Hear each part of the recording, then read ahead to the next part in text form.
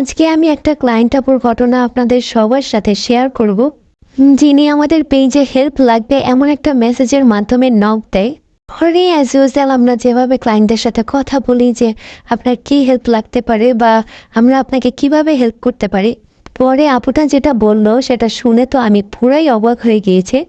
সাধারণত ক্লায়েন্টরা কেক নেয় হচ্ছে খাওয়ার জন্য, কিংবা বেশিরভাগ ক্লায়েন্টরাই কোনো একটা বিশেষ দিন উদযাপন করার জন্য নিয়ে থাকে।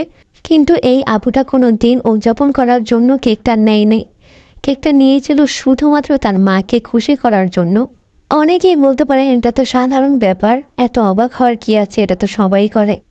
কিন্তু আপুর ক্ষেত্রে এটা মোটেও সাধারণ ছিল না, কারণ আপুটা জানতো যে তার মার হাতে বেশি দিন সময় নেই। আমাকে যেদিন ফার্স্ট নক করেছিল সেই দিনই বলেছিল, আপু কেকের পাউন্ড একটু কম রাখা যাবে, এটাই আর কি আমার হেল্প। সে ক্লাস 12-এ পড়ে। তার বাবা মা দুজনেই হসপিটালে।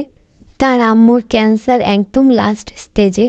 তার আম্মুর হাতে বেশি একটা সময় নেই, যেটা শুনে আমার মন খুবই খারাপ হয়ে গিয়েছিল।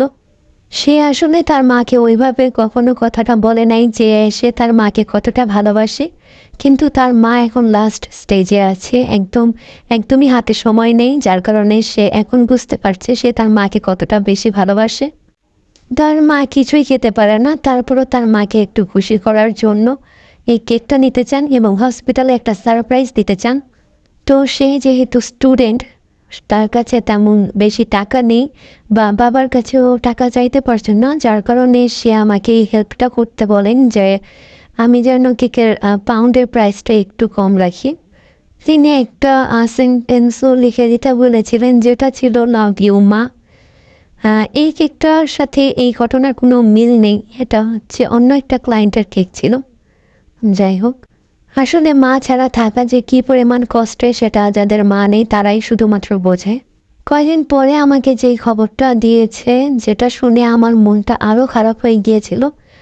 আপনারা হয়তো বা বুঝতে পেরেছেন যে তার মা আর নেই, তার মা মারা গিয়েছে। আমার কিছু বলার নেই, আমি শুধু তার মায়ের জন্য দোয়া করতে পারি, আল্লাহ তাআলা যেন তার মাকে জান্নাতুল ফেরদৌস দান করেন, আমিন।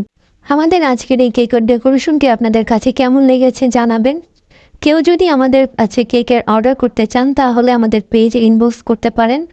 আমাদের পিক আপ পয়েন্ট হচ্ছে গাজীপুরের মধ্যে, গাজীপুর কলম্বিয়া। সবাই ভালো থাকবেন, সুস্থ থাকবেন, আল্লাহ হাফেজ।